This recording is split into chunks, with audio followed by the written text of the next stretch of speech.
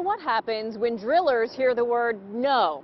Well, for some local families, it's the beginning of a long fight to try to keep the land they supposedly own.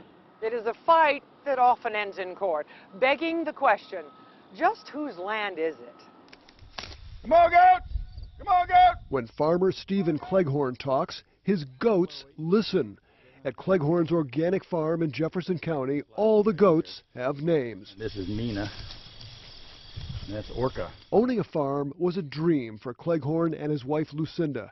When she died of cancer in 2011, Cleghorn built this memorial.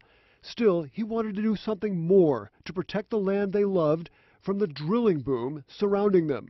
So, with the help of the Community Environmental Legal Defense Fund, Cleghorn drew up a conservation easement, the first in the nation.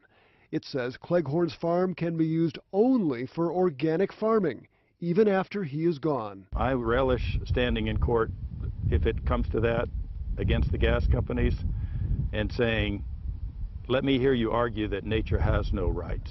Well, I've not litigated that case, but I expect it will happen. Attorney David Overstreet says Cleghorn is vulnerable to a legal challenge because he does not own the gas rights on his property. In Pennsylvania, we think of the oil and gas estate or the mineral estate as being the dominant estate. That means that the owner of the oil and gas, as a matter of law, has a right to use the surface to obtain access to his or her oil and gas. In a quiet corner of Indiana County, another property rights fight has already landed in court.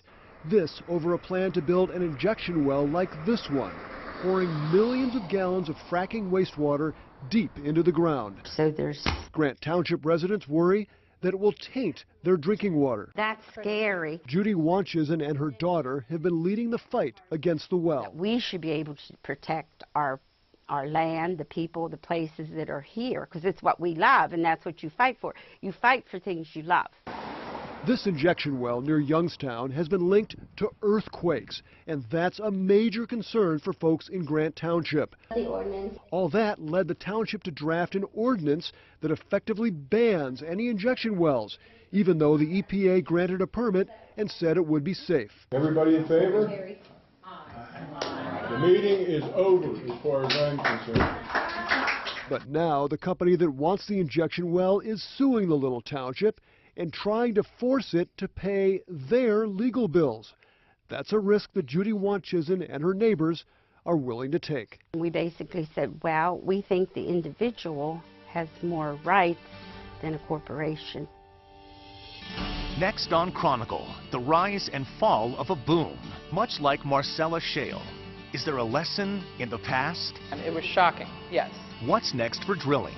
Can history tell the tale?